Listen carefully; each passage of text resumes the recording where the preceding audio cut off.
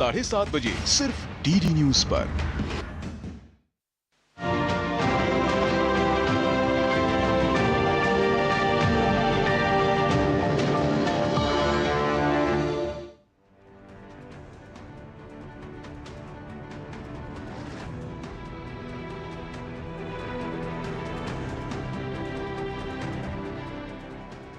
नमस्कार, आप देख रहे हैं हमारी विशेष चर्चा का कार्यक्रम। मैं हूं लाल चंद्र सिंह। पिछले दिनों संसद ने जन विश्वास संशोधन प्रावधान विधेयक 2026 को पारित कर दिया। इस विधेयक के जरिए केंद्र सरकार का उद्देश्य क्या है? उद्देश्य यह है कि विभिन्न कानूनों में मौजूद कई आपराधिक प्रावधानों को खत्म कर दिया गया और उनको सरल और तर्कसंगत बनाया गया है। तो इससे असर ये होगा कि आम लोगों का जीवन सुगम बनेगा और कारोबार भी सुगम होगा। और ये दोनों ही बातें साल 2047 तक विकसित भारत बनाने के लिए बेहद महत्वपूर्ण हैं। तो आज की चर्चा हम इसी अधिनियम पर, इसी विधेयक पर करेंगे, इसके प्रावधानों पर करेंगे, इसके असर पर करेंगे। जुड़ेंगे विशेषज्ञ मेहमान भी, लेकिन पहले आपको बताते हैं इस विधेयक के बारे में रिपोर्ट के जरिए।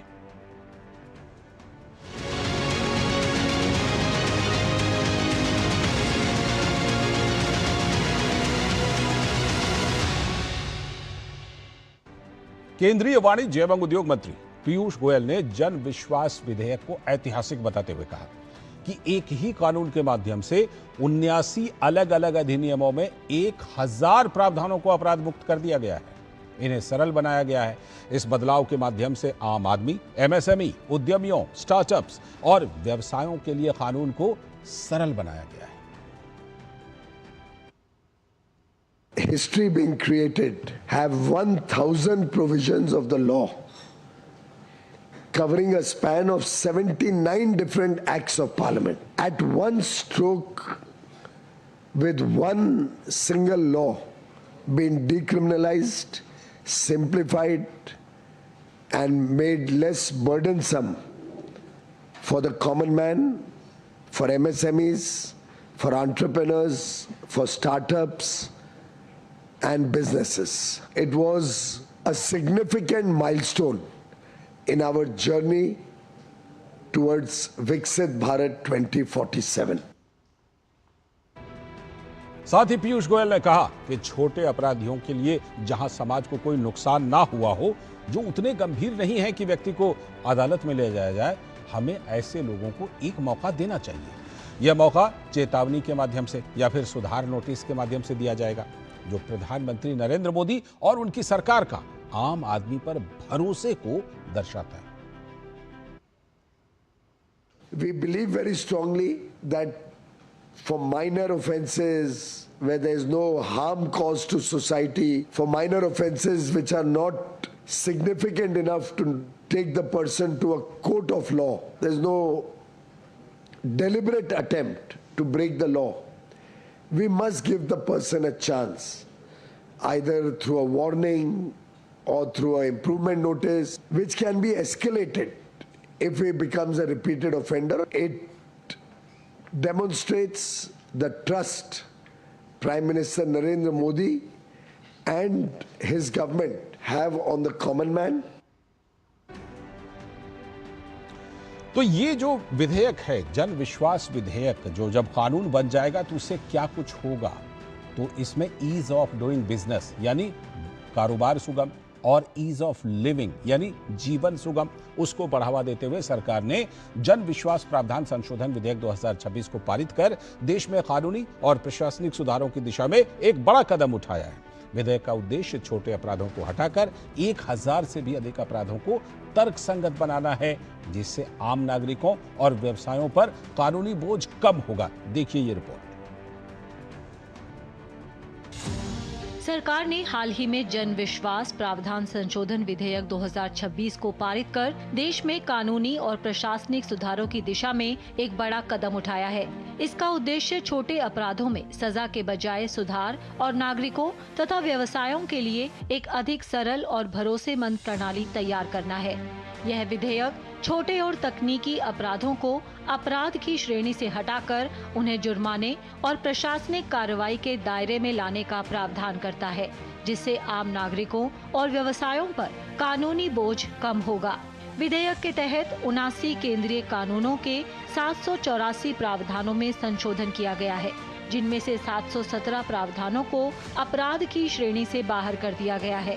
सरकार का कहना है कि इससे ईज ऑफ डूइंग बिजनेस और ईज ऑफ लिविंग दोनों को बढ़ावा मिलेगा और अनुपालन की प्रक्रिया सरल होगी।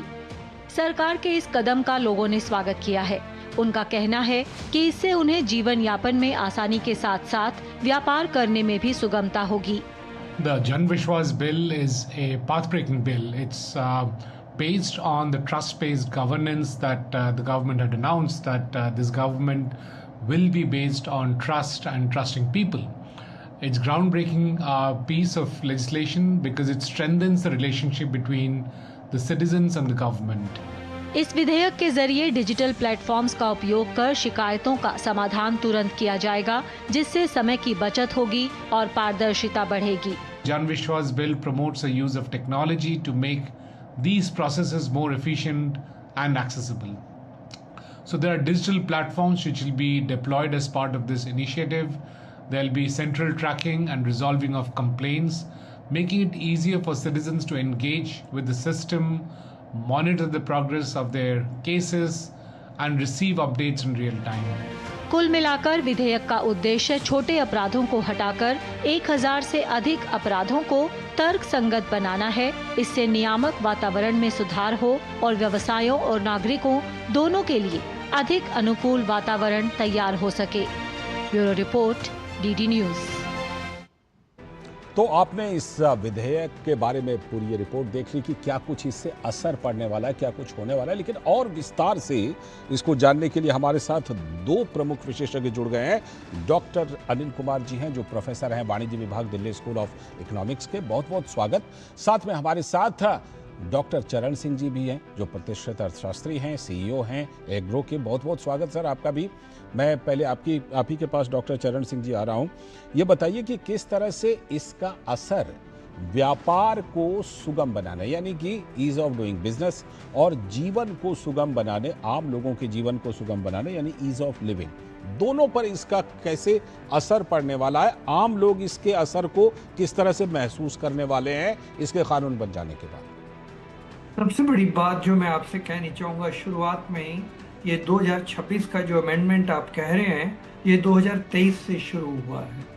और सरकार का उस टाइम से, एक्चुअली तो अगर ध्यान से आप देखें तो शुरुआत से ही सरकार कह रही थी कि ईज ऑफ बिजनेस हम करना चाहते हैं, ईज ऑफ डूइंग बिजनेस करना चाहते हैं, और देश को अगर विकसित बनना है, और अगर हम लोगों ने जो हमें एम्प्लॉयमेंट अपॉर्चुनिटीज क्रिएट करनी है, 1 करोड़ बच्चे हमारे वर्कफोर्स हर साल ज्वाइन करते हैं, उनको सबको अगर इंगेज करना है तो हमें ईज ऑफ डूइंग बिजनेस पे बहुत ज्यादा जोर देना पड़ेगा। तो सरकार आने से ही ये प्रयत्न कर रही थी, पर 2023 से ये संशोधन हुए और 2026 तीसरा है।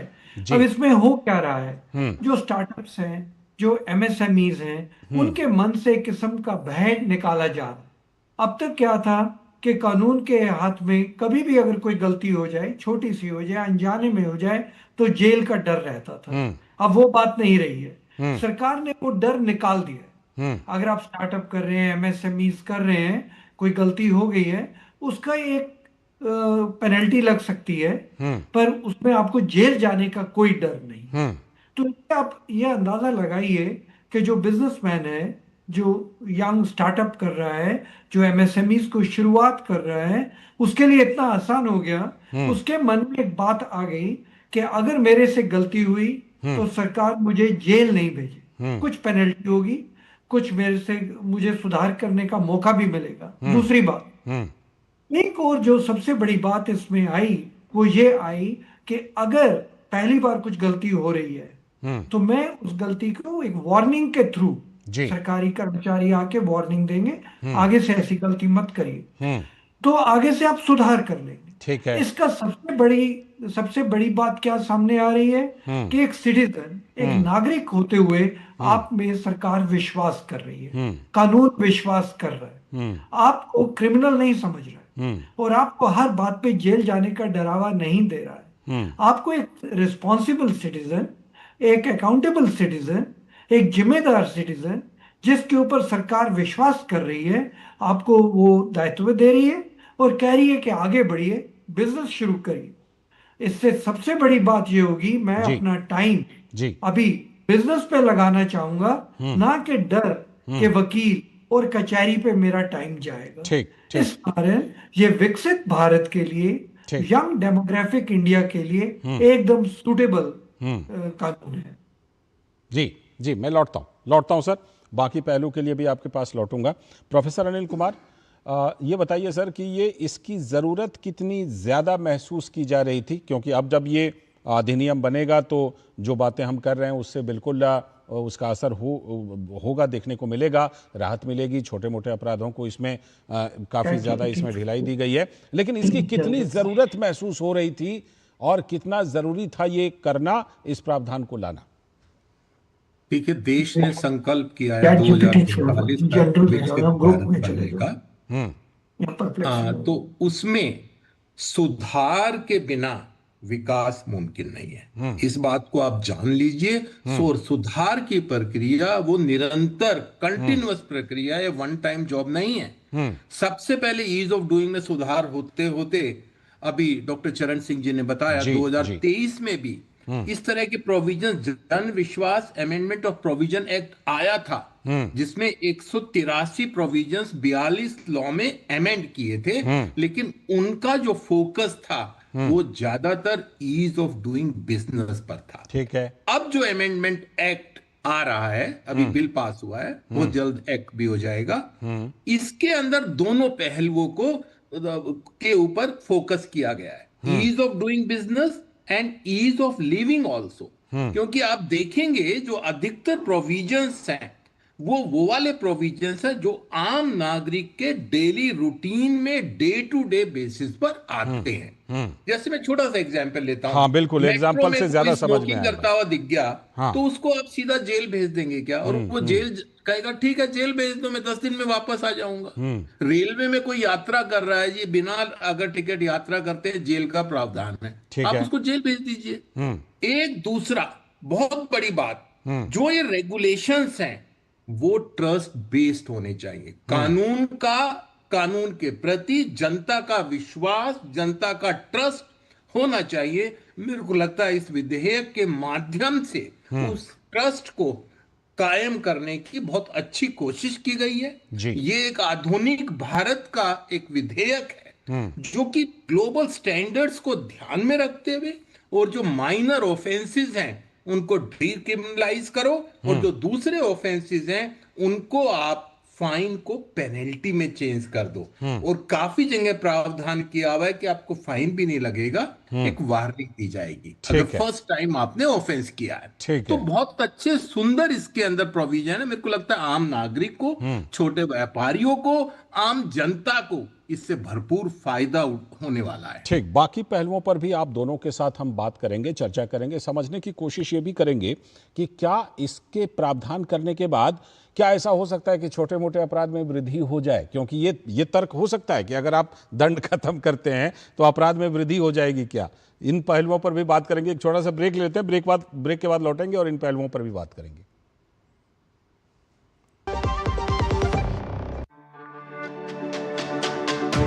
मेरी पसंद, मेरी पसंद,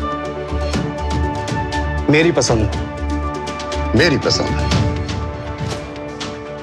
हमारी पसंद, हम सबकी पसंद। मजबूत देश का मजबूत सरिया हो गया स्टील। स्वागत है ब्रेक के बाद। आप देख रहे हैं आज हमारी विशेष चर्चा जन विश्वास विधेयक 2026 पर कि क्या इसका असर पड़ेगा। सीधे जुड़ते हैं डॉक्टर चरण सिंह जी से, और जो ब्रेक से पहले मैं सवाल छोड़ गया था, डॉक्टर चरण सिंह जी बताइए, क्या ये हो सकता है कि देखिए दंड का प्रावधान तो इसलिए होता है कि अपराध जो है वो कम हो, लेकिन जब छोटे मोटे अपराधों को इसमें दंड मुक्त कर दिया गया है या उसमें सजा में कमी की गई है, तो क्या ये तर्क है, ये इसके खिलाफ तर्क जाता है क्या कि छोटे मोटे अपराधों में वृद्धि हो सकती है? ये सवाल का जवाब देने से पहले मैं एक अच्छी बात आपसे जो शेयर करना चाहता हूँ। ये जो बिल है और जो प्रोफेसर साहब मेरे से पहले कह भी रहे थे, डॉक्टर अनिल, ये बहुत वाइड स्प्रेड है। उन्होंने कहा ना ease of doing business and ease of living, तो ये ट्रेड में भी काम कर रहा है, कॉमर्स में कर रहा है, एग्रीकल्चर में कर रहा है, एमएसएमईज में कर रहा है, इंडस्ट्री में कर रहा है, तो बहुत वाइड स्प्रेड है। तो ईज ऑफ लिविंग पे काफी, तो मैं जो प्रोफेसर कह रहे थे उसी को आगे बढ़ा। अभी आपके सवाल पे आते हैं। देखिए, हम लोग तो अर्थशास्त्री के विद्यार्थी हैं। इंश्योरेंस होती है, इंश्योरेंस होने के कारण क्या आप अपना मोटरसाइकिल या अपनी कार ज्यादा स्पीड में चलाते? नहीं ना, क्योंकि इंश्योरेंस है। क्या बार बार आप डॉक्टर के पास जाएंगे? नहीं। और डॉक्टर खतरनाक अपना बिहेवियर रखेंगे, चीनी की चीजें ज्यादा खाएंगे, डायबिटीज हो भी गई तो क्या फर्क है, मेरे पास तो इंश्योरेंस है। ऐसे नहीं होता है। उसी तरीके जब पता है इंश्योरेंस है, पर फिर भी आदमी थोड़ा संभल कर चलता है कि ठीक है, जरूरत हुई, मुश्किल आई, बीमारी आई, मैं संभल जाऊं। ठीक है।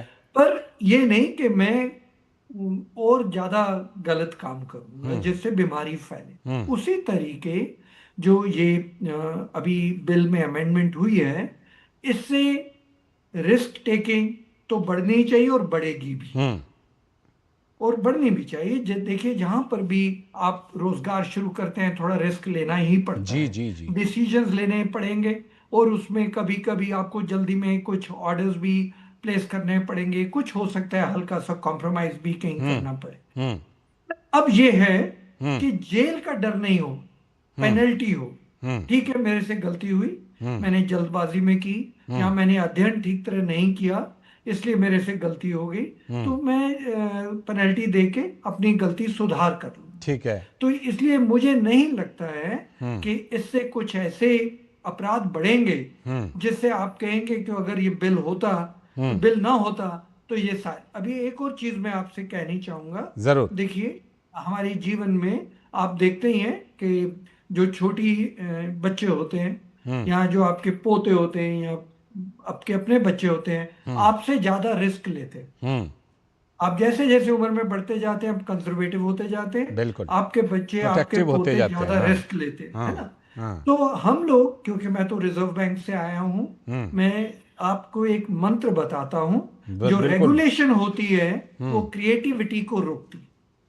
अगर आप ज्यादा ही रेगुलेट करेंगे, बच्चे को बाहर खेलने नहीं जाने देंगे, उसको घर के अंदर बिठा के रखेंगे, तो कोई जरूरी नहीं कि वो क्रिएटिव बने और प्रोडक्टिव बने।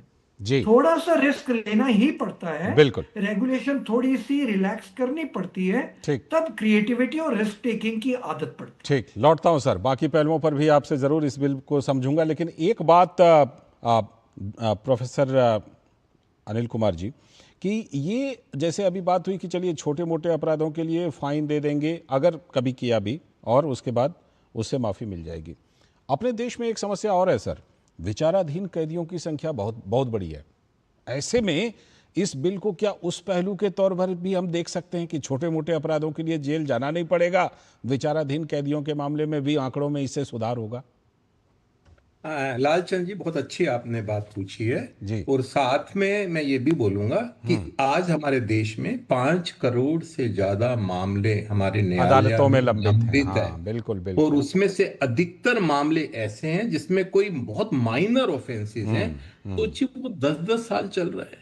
एक छोटे से ऑफेंस के लिए जेल में बंद है, पता लगा कि उसके बाद कोर्ट ने थोड़ी पेनल्टी लगा के उसको छोड़ दिया। तो कोर्ट में तो स्पेस लिमिटेड है, क्या पूरी जनता को आप जेल के अंदर डालेंगे? ये तो कोई रेगुलेशन नहीं हुआ। मतलब डर के माहौल में, मैं दोबारा इसको रिपीट करता हूं, रेगुलेशन ऐसा हो जिसमें डर का माहौल क्रिएट ना हो। जी। अभी तक जिन रेगुलेशंस में हम रह रहे थे, जी रहे थे, उसमें काफी रेगुलेशंस डर के माहौल वाले थे, और काफी ऐसे हमारे एक्ट थे जो अंग्रेजों के जमाने से चले आ रहे हैं।